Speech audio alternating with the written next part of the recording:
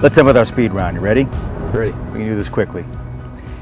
You once had a pet snake named Sade. If you were to have a pet snake right now, what would his name be? Same thing. Sade? Absolutely. Still my favorite singer. Standing the test of time. Very impressive. You like to read presidential biographies. What U.S. president in history or current was most like you, and why? That's hard.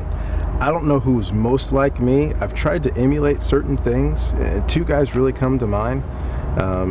One's Thomas Jefferson. To be bold when it was a time to be bold.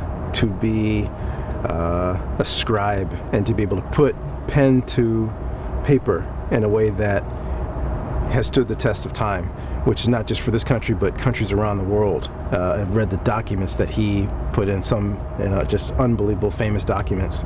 To be a wordsmith, to get across ideas, to make them reality. I think that's truly special, and I try to let my words hopefully inspire people to do things that help them to be successful. And then Abraham Lincoln. The thing with Abraham Lincoln might not be what you think. The thing with Abraham Lincoln, for me, was to welcome his critics. Bring the critics in. Tell me what I'm doing wrong. Okay, but I'm still the president, so I'm going to make this decision. Based on all the things that you said, I'm going to take everything you say into account. Sometimes I'll change my mind and do what you want me to do, but sometimes I won't. But I'm going to listen to my critics as well as the people that are praising me. But when it comes down to it, I'm the President of the United States, and here's what we're going to do.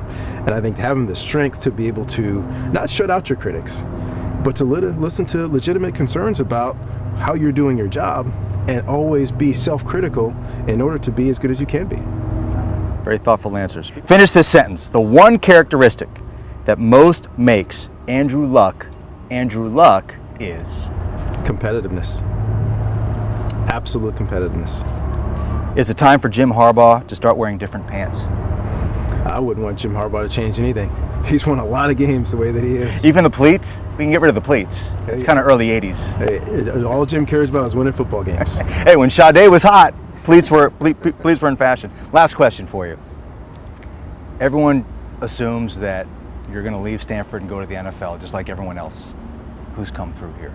How much assurance can you give the players, alums, fans, and the public that this is your last coaching job, assuming they'll want you, which we're going to assume? Hopefully the way they hear me talk about Stanford. I don't talk about it in terms of, wait, this is just a great place to be. I love it here. My wife loves it here. My family loves it here. And I think when people come, and that's usually the first question I get, especially from recruits and their families, I ask them to ask people on campus. I mean, I enjoy myself here.